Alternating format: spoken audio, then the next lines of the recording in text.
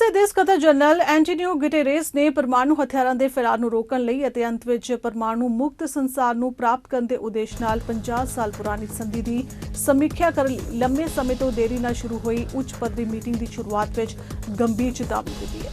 Guterres ਨੇ ਕਿਹਾ ਕਿ ਮਨੁੱਖਤਾ ਹੀਰੋਸ਼ੀਮਾ ਅਤੇ ਨਾਗਾਸਾਕੀ ਦੀਆਂ ਭਿਆਨਕ ਅੱਗਾਂ ਦੇ ਸਬਕ ਨੂੰ ਭੁੱਲਣ ਦੇ ਖਤਰੇ ਵਿੱਚ ਹੈ। ਰਾਜ ਸੂਤਰਧਾਰ ਹਥਿਆਰਾਂ ਦੇ ਭੰਡਾਰਨ ਅਤੇ ਸੈਂਕੜੇ ਅਰਬਾਂ ਡਾਲਰ ਖਰਚਣ ਵਿੱਚ ਝੂਠੀ ਸੁਰੱਖਿਆ ਦੀ ਮੰਗ ਕਰ ਰਹੇ ਨੇ, ਜਿਨ੍ਹਾਂ ਦੀ ਸਾਡੇ ਰਾਜ ਵਿੱਚ ਕੋਈ ਥਾਂ ਨਹੀਂ। This conference has been long delayed, but its importance and urgency remain undiminished. It takes place at a critical juncture for our collective peace and security.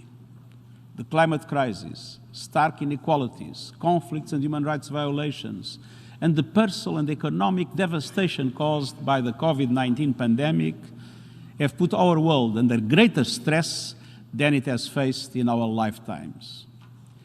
And it occurs at a time of nuclear danger not seen since the height of the Cold War.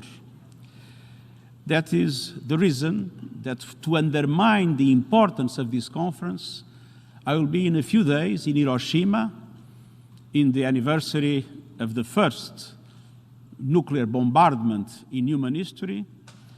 And then I will follow it to two visits to other countries in the region, having non-proliferation as a key item in the agenda of the visits.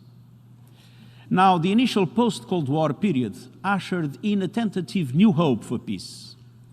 A hope found in massive arsenal reductions, in entire regions declaring themselves to be nuclear weapons free, and in the entrenchment of norms against the use, proliferation, and testing of nuclear weapons.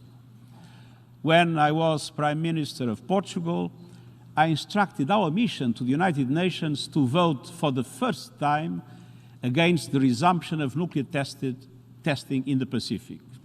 Before, the tradition of my country was to abstain, as if this was a matter in which we can abstain.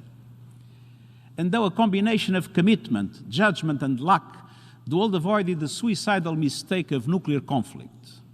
But as the years have passed, these fruits of hope are withering.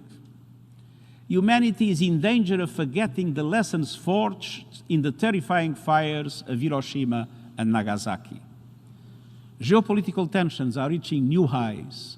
Competition is trumping cooperation and collaboration. Distrust has replaced dialogue, and disunity has replaced disarmament.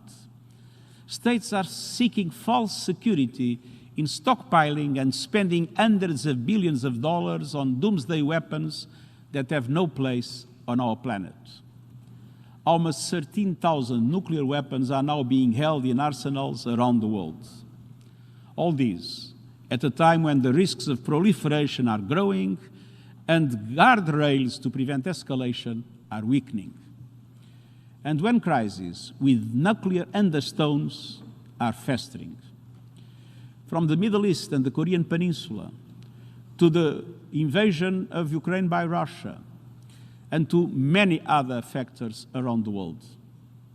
Excellencies, the clouds that parted following the end of the Cold War are gathering once more.